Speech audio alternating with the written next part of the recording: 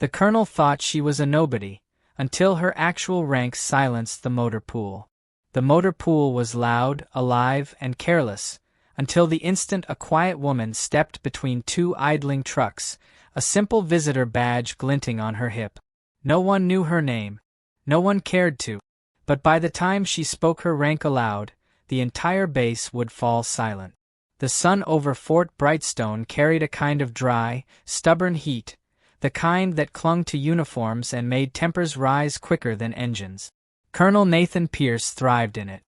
His voice carried across the motor pool like gravel scraping metal, full of authority, full of himself. Soldiers moved when he moved, spoke only after he spoke. This was his domain, a kingdom built on rules, ego, and the belief that anyone not wearing a uniform was simply taking up space. That morning, as engines roared and diesel fumes painted the air, something unusual happened. A woman stepped into the open path between two rows of armored transport. She didn't fit. Charcoal gray slacks, a soft white blouse, hair caught in a low, practical knot. No insignia. No badge of rank. Only a simple visitor's pass clipped to her belt. She held a small notebook to her chest, her calm presence almost unsettling in the noisy chaos of the yard. A few soldiers exchanged looks. Civilians never wandered here. They certainly didn't stand still under the brutal sun as if they belonged. Colonel Pierce spotted her instantly, and everything in his posture sharpened, like he'd found a problem he was ready to crush. He marched toward her with the heavy, deliberate steps of a man who liked the sound of his own boots. "Ma'am," he barked, stopping just close enough to invade her space. "This area is restricted. Family tours are 2 buildings down. You can't be here." She didn't flinch. "I'm here on appointment," she said, her voice steady, low, almost gentle. "I need access to the readiness files for Bravo maintenance." A laugh broke from him, loud enough that a few junior mechanics turned. "Readiness files? Ma'am, those aren't for sightseeing. Who exactly are you? Spouse? Sister? Someone's aunt trying to feel patriotic?" Her expression didn't crack. She lifted her visitor badge. "My name is Elena Ward." He waved a dismissive hand at the badge as if swatting a fly. "A visitor pass means nothing here. And right now, you're disrupting my unit's operations." She studied him quietly, like she was measuring something he couldn't see. "Colonel Pierce," she said softly, "check your schedule. There was a notice issued 2 weeks ago." "I read every notice," he snapped. "And I can assure you, no one named Elena Ward has business in my motor pool." His voice rose. "Lieutenant Hale, escort this woman out before she wanders under a moving vehicle." Lieutenant Hale, fresh-faced, earnest, still learning the art of not trembling in front of his commander, approached cautiously. "Ma'am, if you'll come with me, I can." Elena didn't look at him. Her eyes stayed on Pierce, calm and unshaken. "Lieutenant," she said, "what's the first thing you do when you can't confirm someone's authority?" Hale hesitated, caught between instinct and protocol. I ask for identification." "Good."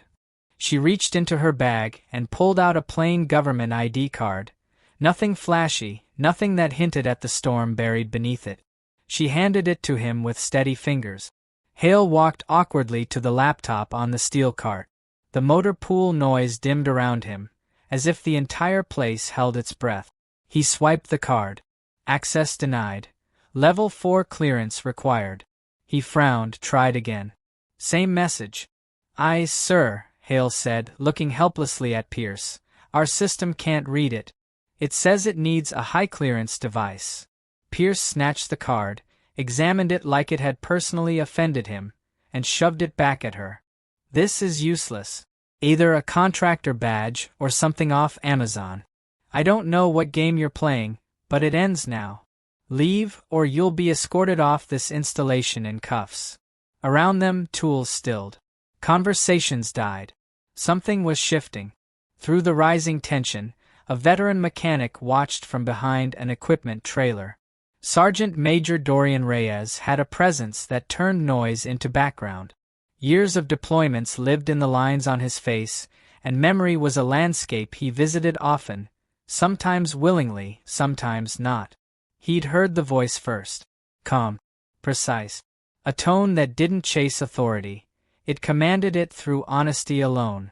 Something about that voice chipped at an old memory buried deep beneath dust and years. Reyes wiped his hands on a rag and stepped closer, staying hidden among stacks of tires. She looked different. Civilian clothes, hair tied neatly, eyes quieter than he remembered, but the way she stood steady, unbending, that hadn't changed. He heard her name carried faintly across the wind. Elena Ward.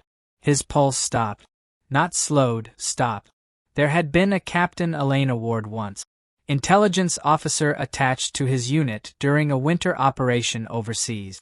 The one who rerouted their convoy during a wide-out ambush, speaking directions over a crackling radio while artillery thundered in the distance. She'd saved 37 lives that day, including his. And he remembered something else. She didn't stay a captain. She rose far, far higher. Reyes stepped back behind the truck, heart pounding. Pierce was barking again, each threat louder than the last. "Ma'am, this is your final warning. You're trespassing, and I will have you detained." Elena exhaled slowly, the kind of breath someone takes when patience turns into decision. Her thumb brushed something in her pocket. Then she pulled it out. A coin. Not decorative. Not tourist shop bronze.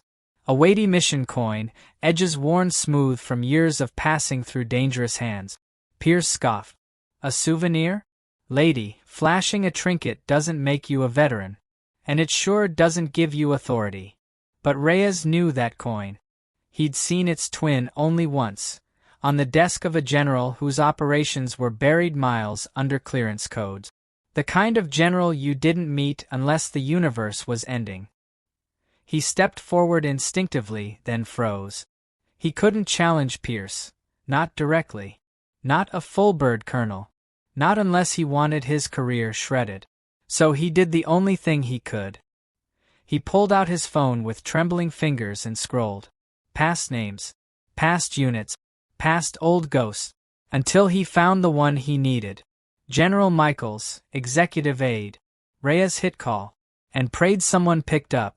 The line connected on the second ring. Captain Ryder speaking. Reyes stepped deeper behind the truck, shielding himself from view. "Sir. This is Sergeant Major Dorian Reyes from the 14th Logistics. We have a problem." Ryder sounded impatient, busy. "Sergeant Major, unless the motor pool is on fire, this can wait."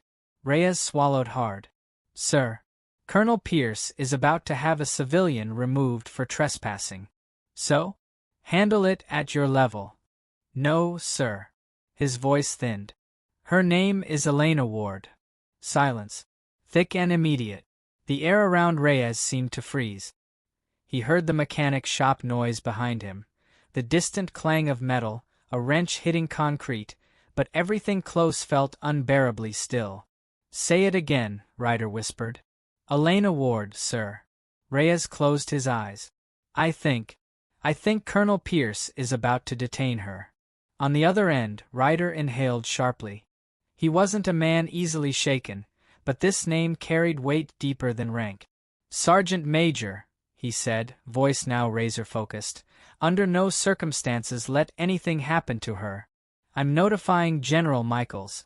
Do not intervene directly. Just keep eyes on." "Yes, sir," Reyes breathed. The call ended. And in the seconds after, Reyes understood he had just lit a fuse that would explode across the entire installation. Back in the motor pool, Pierce had fully shifted into the version of himself everyone feared, the version that believed volume was equal to power. "You've disrespected my command long enough," he growled, stepping forward. "Lieutenant Hale, call the MPs. She's done." Hale hesitated, phone half raised. His face was tight with unease, as if his instincts were whispering something his training hadn't caught up to yet. Elena didn't raise her voice. She didn't plead. She simply spoke like someone who had walked through darker places than this man could imagine. "Colonel Pierce," she said softly, This base is under inspection Order JS-47B. You received the directive. My name is on that document. Pierce snapped back immediately. Don't lie to me.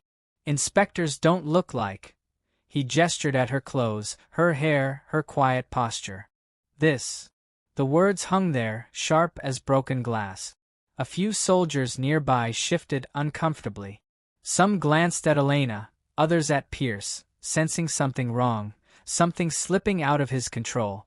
Elena reached slowly into her bag again. Hale tensed, unsure what she would pull out. She revealed nothing new. Just her visitor pass. I didn't come to intimidate you, she said. I came respectfully. You chose another path. Her voice carried no anger, but something heavier. Something final. Pierce stepped even closer, close enough that Elena could feel the heat from his uniform. I am giving you one last chance, he said. Leave. Now. Before she could answer, the rumble of a truck engine cut through the air. The sound came from the far end of the yard, an old maintenance vehicle rolling slowly out of the shadows. Reyes stepped from behind it. His expression was tense, troubled, but steady. He walked toward the group with purpose, stopping a safe distance away, hands behind his back. Colonel, he said, voice respectful but edged with urgency. Recommend we pause this situation. Pierce rounded on him.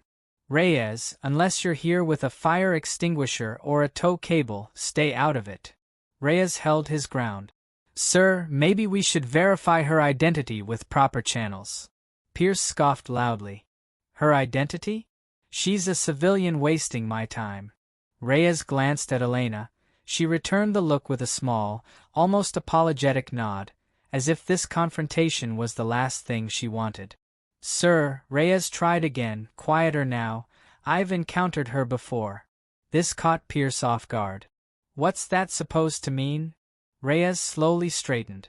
It means you're making a mistake that's bigger than you understand. Pierce's jaw clenched. His ego flared, and he stepped deeper into the danger he couldn't see. The MPs were already on the way. Hale had reluctantly made the call, voice shaky as he relayed Pierce's order. The tension in the motor pool thickened into something suffocating. Soldiers no longer pretended to work. They watched openly, sensing a breaking point. Elena's fingers tightened around the coin in her hand. The metal was warm now, molded by her touch. For a moment, her eyes drifted, not to Pierce, but somewhere far away. A memory blurred behind them. Sandstorms, night missions, a voice over a radio calling her ma'am with the same hesitation Hale used moments ago. She blinked the ghosts away. Pierce spoke again, trying to reassert control. Ma'am, the MPs will escort you off this installation. Cooperate, and this stays simple. This isn't simple, Elena said quietly.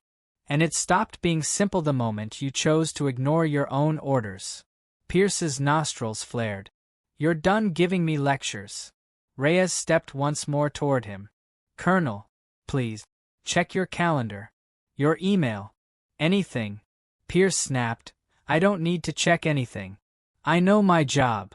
At that exact moment, the distant wail of a security siren echoed. MP vehicles approaching fast. Eyes widened across the yard. Something irreversible was coming. The MP's vehicles pulled into the motor pool, tires crunching against gravel. Two officers stepped out, hands resting near their holsters, unsure what level of threat they were responding to. Hale's posture tightened with dread. Reyes looked sick. Even the air around them felt charged, as if waiting for something to break.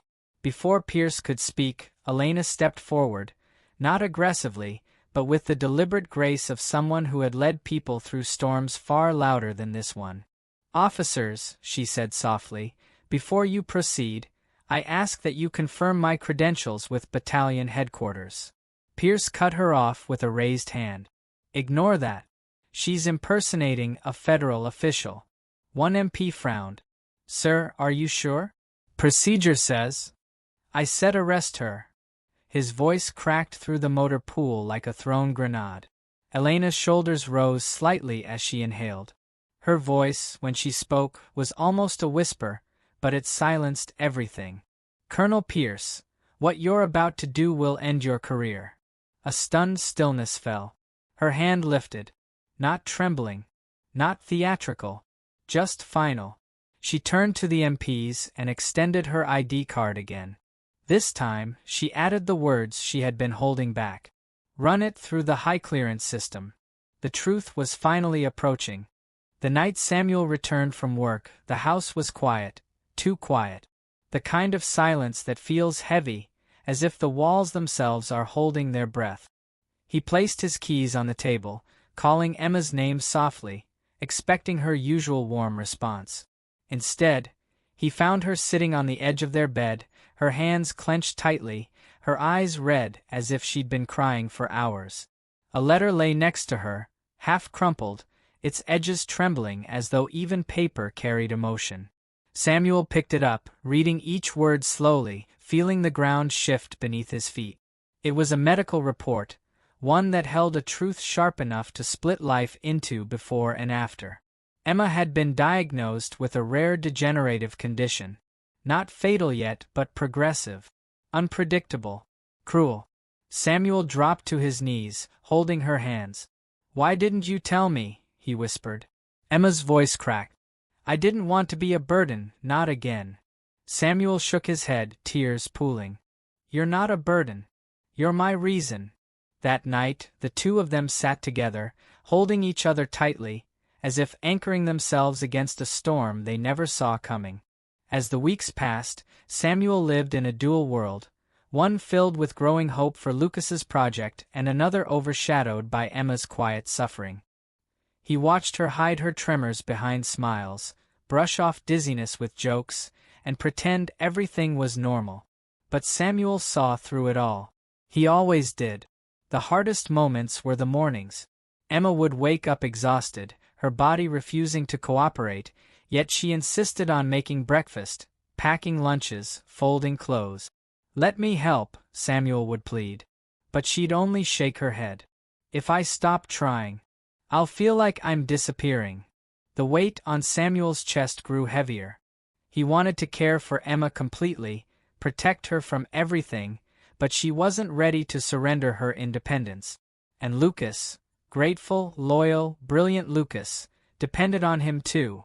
Samuel felt torn between responsibility and love, fear and hope. Some nights, he sat alone in the car after dropping Lucas home, gripping the steering wheel, wondering how much longer he could keep holding everything together.